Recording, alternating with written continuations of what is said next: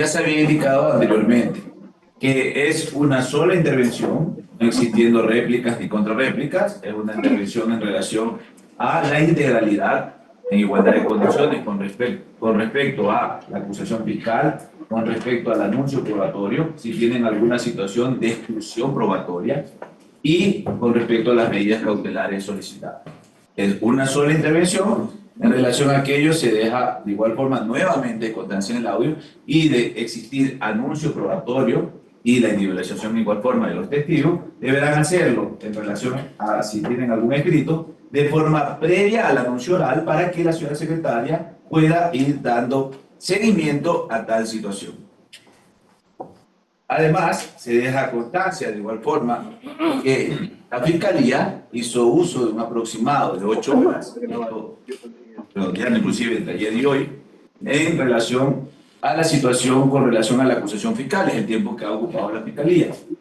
En relación a aquello, por cuanto la dirección del proceso le corresponde al jugador y a fin de que puedan ejercer una defensa técnica, se considera que en relación a ser 7 procesados serían 1 hora 10 aproximadamente, pero se va a tomar en cuenta 1 hora 30 minutos a fin de que puedan realizar las intervenciones, las defensas, por cada uno de los sujetos procesales. Sin embargo, de aquello se deja constancia también en el audio que por conocimiento de los abogados, la defensa debe ser técnica, basada en los elementos, y además de aquello, pues existe la situación del principio de iura nove curia y el artículo 140 del Código Orgánico de la Función Judicial. Es decir, que en tal situación, pues las alegaciones en derecho, pues deberán establecerla quizás en una línea argumentativa a fin de poder optimizar los tiempos que se han establecido. Nuevamente, también, si bien es cierto, como lo indicó una de las defensas ayer, también he anotado los tiempos que destinó la Fiscalía para cada uno de los sujetos procesales, que no es el mismo tiempo, estamos haciendo una situación, pero en relación a aquello también consideraré, en caso de que en las acusaciones donde la Fiscalía tomó mayor tiempo, existiese alguna situación de poder alargar, pues también se considerará aquello. El tiempo es a fin de que puedan ejercer como un tiempo máximo en relación a el orden de la presente audiencia. Una vez que se ha dejado establecida estas reglas que pueden quedar dentro de esta parte de la audiencia en relación a las defensas, se le otorga el uso de la voz, como se había dejado indicado, al señor Danilo Eduardo Carrera Duet, igual forma a todas las partes procesales, igual que se les permitió a Fiscalía y a la Procuraduría, pueden hacerlo de forma sentada, no tengo ningún inconveniente. Muchas gracias. Buenos días, señor juez. Buenos días a los señores abogados y abogadas, a la señora fiscal, a los delegados de la Procuraduría y a las demás personas que están en esta sala. Para efectos del registro, señor juez, soy Alfonso Zambrano Pasquel, soy abogado defensor técnico del ciudadano Danilo Carrera Druet. En esa calidad intervengo en esta audiencia y empiezo por decir que a don Danilo se le ha imputado la calidad de líder de una organización criminal, pero yo afirmo, por el hecho cierto de ser cuñado del presidente de la República al tiempo que se inicia este proceso, don Guillermo Lazo Mendoza. Yo puedo afirmar, porque somos testigos del manejo de este proceso, que, y yo admito, la Fiscalía General del Estado, como institución, es única. Puede estar la señora fiscal general como cabeza de la organización y los fiscales de distinto rango que forman parte de esta función importantísima del Estado. Pero afirmo y reafirmo que la propia Fiscalía destruyó su propia teoría del caso. ¿En qué momento? En el momento en que presenta un dictamen no acusatorio y se abstiene de acusar a 3 ciudadanos, León Vaquerizo, Orbe y Bueno, con el argumento seguramente cierto de que no había elementos de convicción para acusarlos como miembros de una estructura criminal responsable de actos de delincuencia organizada. Pero yo agrego de seguido, la Fiscalía debió actuar con la misma honestidad, reconociendo que mi defendido y probablemente otros imputados no eran parte de una supuesta estructura criminal. Porque aquí no basta decir, señor juez, señora fiscal, señores abogados y abogadas, que estamos ante un acto de delincuencia organizada. Porque doctrinariamente, y esto más allá de que la Convención de Palermo en el año 2000 ya por primera vez trae en el ámbito de Naciones Unidas este concepto, y antes la ley RICO en la década de los años 1970 en Nueva York, cuando se habla de delincuencia organizada, se ha repetido algo de lo que dice la doctrina, de que debe haber una estructura de poder. Esta estructura de poder, hay concierto de voluntades.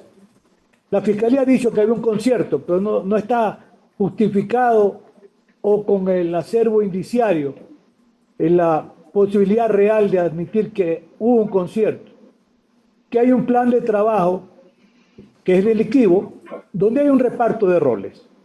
Hasta ahí lo que dice la Fiscalía es cierto, pero recordemos que hace poco momento la Fiscalía ha dicho, y parte de la intervención de hoy, ha sido volver a repetir los cargos con los que se pretende mantener o se mantiene un dictamen acusatorio. Y hemos escuchado decir que la Fiscalía acusa a todos como autores directos, de acuerdo con sus nombres y quienes están procesados.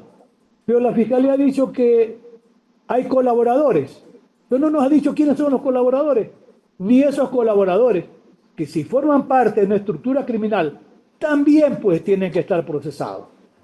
Si alguien quiere ponerlos como cómplices, ese es otro tema, ya en el ámbito de autoría y participación. Pero la Fiscalía reconoce algo y dice, sí, tiene que haber roles, sí, tiene que haber colaboradores. ¿Y quiénes son los colaboradores? Porque para la Fiscalía todos son autores directos, todos son autores directos. Y ya me voy a referir a este tema de la autoría. ¿Cómo puede seguir sosteniéndose? Y por eso empecé diciendo, la Fiscalía ha destruido su teoría del caso. Cuando se examina este voluminoso proceso de más de 50.000 folios, en los que se mencionan algunas personas como beneficiarias de la contratación pública, mediante contratos en las eléctricas, en las petroleras, en Banecuador, en aduanas, etc. Pero ¿cómo puede seguirse manteniendo una afirmación de delincuencia organizada cuando la propia Fiscalía,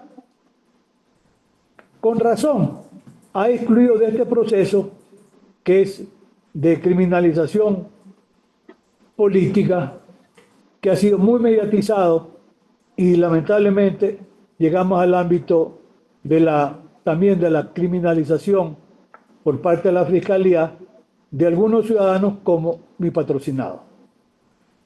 Pero hay que recordar cómo se llega, señor juez, a la noticia crímenes, porque este proceso tiene una fecha de inicio, 9 de enero del año 2023. Y dice un ciudadano, y yo no demerito ni delegitimo, no, el rango, no, un sargento de la policía, dice que él, entiendo que es analista, está mirando en YouTube y ve una información del medio digital La Posta que dirige don Anderson Boscán Pico.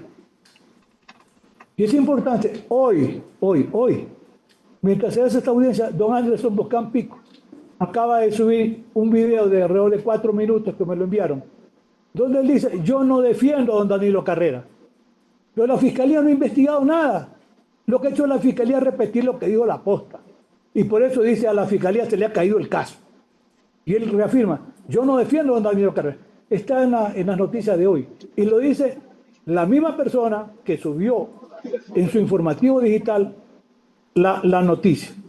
En esa información, ¿qué es lo que se dice?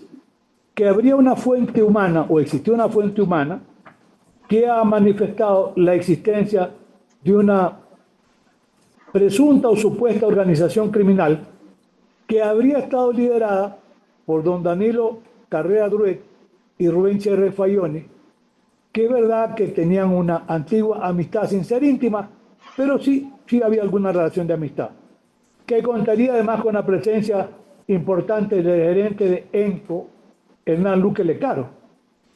Pero ayer escuchamos que bien dijo la Fiscalía, o sea, hay verdades a medias. Hernán Luque Lecaro fue designado gerente de ENCO por el presidente de la República.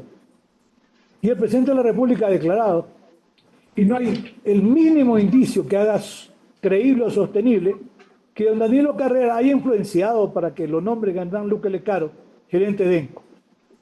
Es verdad que Hernán Luque Lecaro trabajó hace muchos años en el Banco de Guayaquil, donde don Danilo es uno de los principales accionistas, ha sido hasta hace poco tiempo presidente ejecutivo de esa institución bancaria.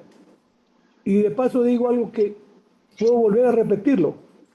Está determinado que don Danilo Carrera Duret recibe como accionista del banco importantes cantidades de dinero por las utilidades que genera el Banco de Guayaquil, más que suficiente para tener una vida honesta y digna.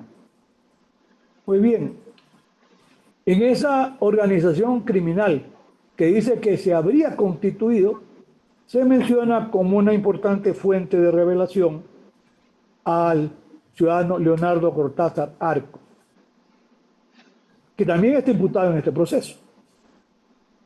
En esta suerte, porque nominalmente así lo llamó la Fiscalía, la estructura criminal se mencionan a ciudadanos como, aparte de lo ya dicho, Gustavo Massup, Leonardo Cortázar Arcos, Antonio Icaza Morla, Julio César León Vaquerizo, Jorge Orbe Calderón, Roberto Bueno, y luego pues a dos damas que en estos últimos tiempos decidió la Fiscalía también imputarla, Cornejo y Marín, me parece. María Marín, gracias. Pues bien, ¿qué es lo que nosotros afirmamos de cara a la realidad procesal, señor? Porque la verdad histórica, aquello que se dijo en el noticiero, es un tema que vamos a ir apreciando, que debe haber sido corroborado, contrastado, contextualizado. Pero a lo largo de la investigación no existen indicios incriminatorios en contra de Danilo Carrera que se hayan inferido de mensajes de texto, chat en cualquiera de sus comunicaciones, aunque don Danilo no utiliza el WhatsApp, no le gusta. El mensaje de telefonía celular, de registro de correo electrónico, ni grabaciones de otra índole que permitan inferir que Danilo Carrera hubiese sido el líder de una organización criminal a la que se le impute la calidad responsable, y esto lo volvió a repetir la Procuraduría, de actos de delincuencia organizada relacionados con cohecho, peculado y enriquecimiento y lavado de activos. Pero el delito de cohecho es un delito de doble vía. Responde el que da y el que recibe. Y no aparece un solo indicio que don Danilo Carrera, que es un ciudadano particular, común y corriente, haya intervenido en un acto de cohecho o de soborno a favor de algún funcionario público. Es que no existe. Y aquí bien decía mi compadre y amigo Edmundo Grandía, con quien yo admito, señor juez, soy responsable de la estructura del modelo acusatorio adversarial en el Ecuador, porque el anteproyecto fue trabajado por Edmundo Grandía, gran fiscal general, y Walter Guerrero de Bianco, gran presidente de la Corte Suprema, el que menos sabía de Alfonso Zambrano. Pero veamos este modelo, donde la idea es que la Fiscalía actúe con objetividad, buscando elementos de cargo y de descargo. Pues bien, se refiere, y también lo mencionó la Procuraduría, a actos constitutivos de delito de peculado. El peculado, señor juez, no para los entendidos, para los no entendidos, es el acto de abuso de dineros públicos por quienes tienen la calidad de custodio y que eventualmente puedan coparticipar los particulares, es cierto también. Pero no hay ningún acto de abuso de dineros públicos como revelan los informes de la Contraloría General del Estado.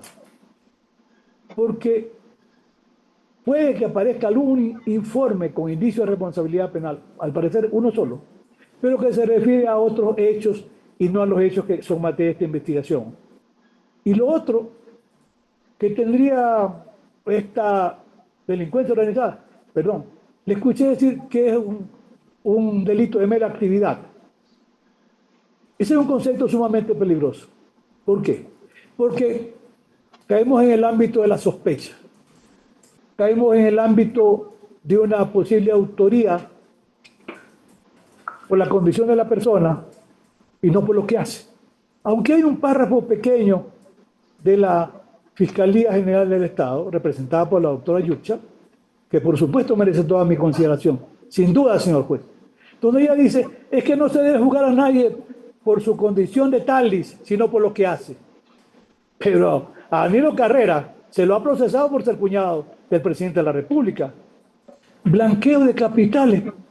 Para el blanqueo de capitales tiene que haber un delito fuente o primario, que es transformado para ocultar el origen ilícito. Entonces, todo eso lo dijo también la Fiscalía en su momento.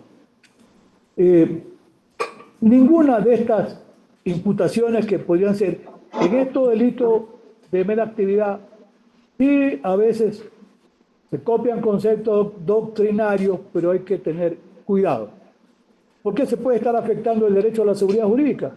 O sea, estamos ante un delito de mera sospecha.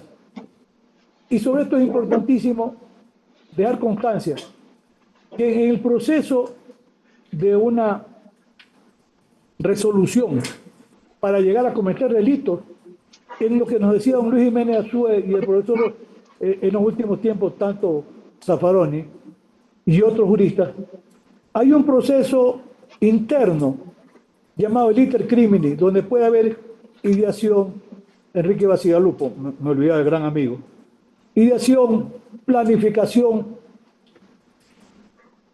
propuesta de ideas, reuniones, conversaciones, hasta llegar a un momento en que se toma la resolución. Y ahí hay un viejo principio que dice que los pensamientos no delinquen, no deben ser criminalizados, sin duda. Y luego de eso se entra el proceso en la etapa intermedia, donde tiene que haber actos idóneos conducentes de manera inequívoca a cometer un delito. Ahí estamos en el campo de la tentativa. Y luego pende allá el proceso de ejecución y probablemente de agotamiento. Pero si alguien de las personas mencionadas en esta investigación habló de beneficiarse de contratos, de alguna manera gestionar cargos, etcétera, definitivamente no ha sido Danilo Carrera. No ha sido. Y reitero lo que decía Edmundo Durán Díaz. Lo que no está probado, yo le diría, no es momento de probar. Lo que no está acreditado en el proceso. Legalmente no existe. No existe. No se puede forjar un proceso, y menos la vinculación de un ciudadano a base de imputaciones, de sospechas. Que conocía al ciudadano Rubén Sierra, sí, señor juez, sí, señora fiscal. Que tenía amistad, seguramente. Pero no era una amistad íntima, ni compartían negocios, ni nada, porque eso no lo revelan los chats ni las conversaciones. ¿Y por qué he dicho y reitero que en el fondo había, sin duda, una finalidad política? Porque yo no estoy defendiendo al gobierno del presidente Lazo, ni de lejos ni de cerca. Sabrá por qué errores finalmente y ante la destitución inminente decidió la muerte cruzada. Y se liquidó el gobierno. Pero la factura sigue vigente para Danilo Carrera, que el señor juez, y no por buscar un voto piadoso, tiene 85 años. Y hace pocos meses, ya estando preso, porque arresto domiciliario del señor juez con todo convenimiento de estar preso en su domicilio. ¿Ha sido afectado en su salud? Sí, señor juez. ¿Y ha sido intervenido quirúrgicamente? Sí. Y permanece en su domicilio. Y en el tema de la fuente, ¿por qué esto es importante, señor juez? Cuando la Fiscalía actúa con seriedad, tiene que analizar todos los elementos de cargo y descargo. ¿Ha dicho algo la Fiscalía sobre la fuente que fue presentada por Arden Boscán? No. La Fiscalía y la Procuraduría que se llame a declaración a Arden Boscán. Nosotros también vamos a pedir que se lo llame a declarar. ¿Por qué? Porque cuando ha sido llamado por 3 ocasiones, don Anderson Boscampi hace su trabajo periodístico, sin duda. Pero todos nos equivocamos, señor juez, nadie es infalible. ¿Qué hace? Comparece y cuando le piden por la fuente dice, yo tengo que proteger la fuente. Y entonces dice, la edité, o sea, la cortó. Ya estaba mutilado el registro que él tenía. Y ante otro requerimiento dice, señor, no lo tengo, porque en el ejercicio de la seriedad con que yo investigo, para proteger a mi fuente, procedo a destruirla, a destruir los archivos. Entonces, bueno, destruyó los archivos y alguien podría decir, sí, pero entonces habría que investigar si el contenido, porque ya cómo se podría verificar el contenido con la fuente, imposible, porque había sido destruida. Pero lo que había dicho la posta ese día, hay personas allí mencionadas, y el día 11 de abril del año 2021, uno de los que está también aquí procesado, el señor Gustavo Massup, comparece por vía telemática. ¿Y qué le dice a la fiscalía? Yo no le he dado esa información que Anderson Boscan dice que proviene de mí. Y al ciudadano Massup lo ponen ahí en contubernio con otro ciudadano, me parece que es Casa Morla o lo Vaquerizo, etc.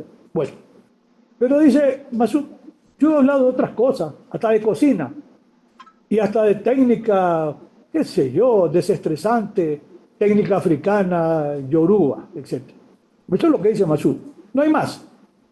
Y el ciudadano Cortázar, que era, yo diría, el testigo estrella de esta supuesta información, comparece el señor juez porque está el registro el 20 de junio del 2023 y le dice, porque no lo hizo ni siquiera de manera virtual, compareció de vis a vis y le está a la fiscalía, todo lo que consta en esa información es absolutamente falsa. Jamás le he dado yo esa información a Boscan. Presénteme un registro, confronte mi voz. Entonces, frente a esto, la credibilidad de la versión original tendrá que ser apreciada en el momento que le corresponda resolver. Hace un momento dije, es importante que una fuente que origina una noticia tiene que ser verificada, contrastada. Lamentablemente no existe, pues, señor juez, esa fuente. La destruyó el propio Boscan.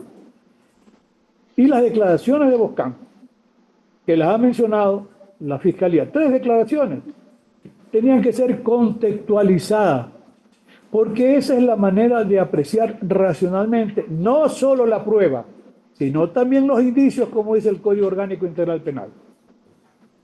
Si se contextualiza lo que dice Boscan con las declaraciones de Massup y las declaraciones de Cortázar, ellos desmienten a Boscan. ¿A quién creerle? Llegará el momento de resolver, señor juez, y darle o no credibilidad. Pero nos ha dicho la Fiscalía por qué razones no toma en consideración las declaraciones de Massup ni las declaraciones de Cortázar. ¿Y por qué sí las declaraciones de Boscan? Y cuando la Corte Constitucional nuestra examina incluso la actuación de la Fiscalía, dice que debe fundamentar, motivar actualmente sus resoluciones, con más razón un dictamen acusatorio, porque es un órgano de la función. Y cuando un órgano de la función no cumple con la motivación suficiente, que dice el 76, numeral 7, letra L, como una de las garantías del derecho al debido proceso, dice nuestra Constitución, como dice Carlos Bernal Pulido, la norma de las normas, es nula. Es nulo ese dictamen cuando no cumple con fundamentación. Y la Corte ha sido enfática, es decir, cuando no acepta elementos en un proceso, la Fiscalía tiene que decir por qué no los acepta. Pero ni siquiera lo toma en cuenta para discutirlo. Y por eso yo he sostenido que parte de la realidad es esta suerte de persecución muy mediatizada. Son las reglas del juego, señor juez. Pero ayer, mientras desarrollábamos la audiencia, la Fiscalía, porque claro, bueno, ese es el estilo, la oralidad queda allí, es muy importante el documento, y se lo leyó y está bien. Bueno, pero la Fiscalía al mismo tiempo prepara su artillería y mediatiza la intervención de la Fiscalía. Inundó toda la red ayer. Fiscalía acusó a todos. Y toma párrafo. Eso es juego limpio, no sesión. Pero eso hizo la Fiscalía ayer mientras estábamos en esta audiencia. Ella ha mencionado cómo se desnaturalizaron las afirmaciones de la posta con las declaraciones de los ciudadanos mencionados, Cortázar y Masud. Podría ser que esto fuese suficiente para decir, señor juez, mire, con esto, porque decía mi querido maestro y mi mentor y tutor, el maestro Jorge Zavala Vaquerizo, dice, un diputado no tiene que proclamar su inocencia, porque vive en estado de inocencia. Y dice ese querido maestro y amigo, mi mentor, como sigo diciendo, el acusado o imputado debe estar sentado, porque el Estado tiene que formularle el cargo, el Estado tiene que probarle que perdió su estado de inocencia. Y esa es la situación. Pero yo podría decirle, mire, esto es suficiente para reiterar la pretensión que se ha sobreseído y que se dejen sin efecto todas las medidas cautelares. Pero como lo que pretendemos es que no quede en el imaginario colectivo, a ver, entonces, si esto no es así, entonces Danilo Carrera, ¿qué? Tal vez hizo o incurrió un acto de tráfico de influencia, que no es el objeto jurídico del proceso ya. Pero para que no quede ni esa duda, porque incluso la propia Fiscalía menciona las conversaciones de don Danilo Carrera con el general Víctor Arauz. Pero la Fiscalía toma verdades a medias, porque si se revisa el contenido, y también declaró Víctor Arauz, y se menciona a Alfonso Jar Viteri, y se lo pide que venga como testigo, y está bien, y al ex gobernador Vicente Dayano Álvarez, y que venga como, y también a don Danilo, no estoy seguro, no escuché bien, que me parece que la Fiscalía no pidió la declaración de don Danilo, no estoy seguro, habría que ver los anuncios probatorios, pero nosotros sí vamos a pedirla, ante la eventualidad de tener que ir a un juicio. Pero el hecho cierto es que Rubén Cherre, sí, lo conocía don Danilo, no era el amigo íntimo, pero lo conocía por la actividad del tenis, y le pidió que lo reciba al general Arauz, que me parece don Danilo me dice que en algún momento fue a la casa y no sabía general de qué rama era, y le dijo, ¿usted quería hablar conmigo? Sí. Bien, ¿qué? A ver, dígame, ¿para qué quería hablar conmigo? Dice, mire, yo soy general, ¿de dónde? De la policía. Pero ¿y cuál es la situación conmigo? Y dice, mire, yo quiero llegar a ser comandante general de la policía. Ah, bueno, pero yo quiero que usted me consiga una cita con el presidente porque es su cuñado, para yo exponerle mi caso y decirle que me persigue la general Tanya Varela. Don Danilo le dice, no es posible. Y otro momento, busca a otras personas, probablemente el general Arauz. Es un legítimo derecho. Y por eso se produce la reunión en el búnker. Una reunión donde hay fotos y lo demás. Pero no ha dicho la Fiscalía cuál fue el resultado de la reunión. ¿Por qué? Porque vuelve a insistirle con estos testigos mencionados, el gobernador incluso, Dayano, le vuelve a insistir el general como llevando una suerte de carta de buena conducta, el gobernador me conoce, yo quiero ser comandante general. Y don Danilo le dice, mire, no lo puedo servir. Lamento decirle que no lo puedo servir en eso. Ahí termina. Esto está corroborado con la declaración del propio general Víctor Arauz. Y esto lo ha mencionado la Fiscalía. No. De esto se olvidó. Hay otro tema que en algún momento se ha insinuado, que el economista Danilo Carrera pudo recomendar a Bernardo Manzano para el cargo de ministro de Ingeniero como ministro de Agricultura. Esta recomendación no existió. Y el propio presidente Guillermo Lasso dice que lo designó para el cargo por los méritos que tenía Bernardo Manzano. Como secuestran en el proceso de investigación la computadora de don Danilo, sí, seguramente encuentran allí algunos correos y hay uno en el que le pide a una persona de apellido Bello que iba a hacer una oferta de unas plantas pequeñas para tratar las aguas contaminadas. Y le dice, a un precio muy barato, le dicen, yo no atiendo eso. Y entonces el ciudadano Bello directamente le hace la propuesta al vicepresidente, don Alfredo Borrero. Y eso está también probado en el proceso, aunque nunca se iba a concretar. En otro momento aparece como presidenta de la Federación Ecuatoriana de Tenis, que es el deporte que seguramente mejor ha atendido el economista Carrera, le dice al secretario de Administración, Iván Correa, que por favor le diga al ministro de Educación que atiendan a las asociaciones de tenis del país, que no les están dando los recursos. Y después el ministro atiende los recursos y beneficia a todas las federaciones.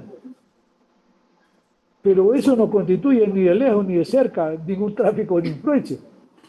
Ahora bien, en la acusación fiscal, y no solo a don Danilo, a todos, dice que son autores directos de una estructura de delincuencia organizada. Pero la Fiscalía no nos ha dicho, señor juez, en mérito de qué indicios. Los indicios que son los hechos ciertos y probados. Y la Fiscalía no dice al indicio 1, 2, 3, 4, 5. Me permiten a mí presumir razonablemente que él intervino como autor directo. Eso no dice la Fiscalía. Y eso es parte de la fundamentación y motivación. Yo solamente voy a recordar por el tiempo de los más importantes juristas de la hora presente, me precio de haberlos conocido en persona. El profesor Claudio Roxin dice que el autor directo es quien tiene dominio del hecho, quien tiene dominio del hecho. Y otro formidable expositor de esta hora, dice el profesor Gunther Jacob, autor es quien comete el delito de propia mano. Pero no nos ha dicho la Fiscalía de qué manera o con qué indicios puede llegar a afirmar que don Danilo Carrera es autor directo, ni tampoco lo ha dicho de ninguno de los otros procesados.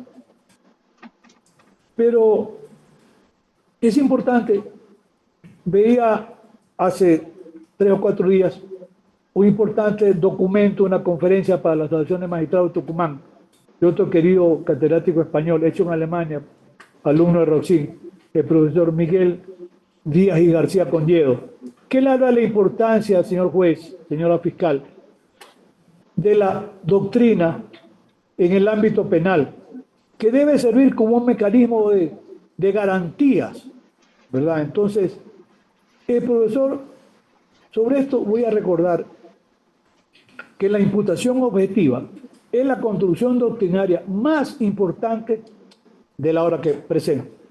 Sí, yo desde 1917, o un poco antes, vengo escribiendo sobre el tema de la imputación objetiva. Y este es un tema que lo recoge la justicia y la jurisprudencia colombiana, peruana, argentina, chilena, española y, por supuesto, alemana, que es en donde nace. La verdad es que no tengo presente el registro si los jueces empiezan a trabajar con la teoría de imputación objetiva, pero que es muy importante. Yo sigo siendo profesor de posgrado.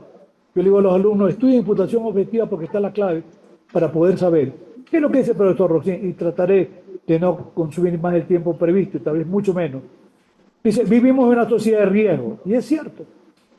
Hay un riesgo cuando tomamos el ascensor, cuando vamos al baño, tomamos un avión, bajamos las escaleras, conducimos un vehículo, sí. Pero como dice el mismo profesor Roxin, y esto coincide Jacob, si por miedo al riesgo no ejercemos nuestras actividades diarias, cotidianas, la sociedad se paraliza. Ya nadie haría un viaje en avión, cuidado el avión se cae, cuidado el ascensor también, se va la luz, etcétera, etcétera. Entonces dice, vivimos en una sociedad de riesgo en los que hay un riesgo socialmente permitido. ¿Cuál es el límite del riesgo? Por eso yo hablo también del deber objetivo de cuidado. Y un aspecto importante allí está el principio de confianza. El principio de confianza es la actuación de terceros de las que uno creemos de buena fe que va a actuar bien. Y menciono un ejemplo rupestre o doméstico. Si se lleva el vehículo donde el mecánico, confiamos de buena fe que le cambió las zapatillas, los frenos, le puso el aceite, etc. Porque si no, no tomaríamos el carro. El principio de confianza es fundamental en el ámbito de la medicina, la mecánica y también en el ámbito de las relaciones sociales. Entonces puede haber como amigos terceras personas, aunque no fuesen amigos íntimos. Pero, y en este caso, no tiene por qué responder don Danilo Carrera, si acaso el ciudadano Rubén Cherre o cualquier otro se hubiese apartado del buen comportamiento. Del buen comportamiento. Y aquí es importante recordar la teoría de los roles, a la que la Fiscalía así Como que suave la menciona, pero no nos dice en qué consiste la teoría de los roles. El más importante constructor de la teoría de los roles es el profesor Gunther Jacob. Él dice, una expresión muy gráfica, yo la tomo de una de las obras del querido amigo, no todo es responsabilidad de todos, no todo es responsabilidad de todos. Yo le agrego en los trabajos publicados, cada quien responde por lo que hace y por lo que deja de hacer.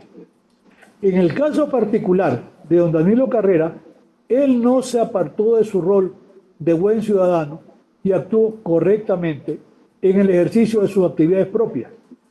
Si esto es así, porque no hay nada que diga lo contrario, la conducta de Danilo Carrera en este proceso de investigación es neutra o neutral.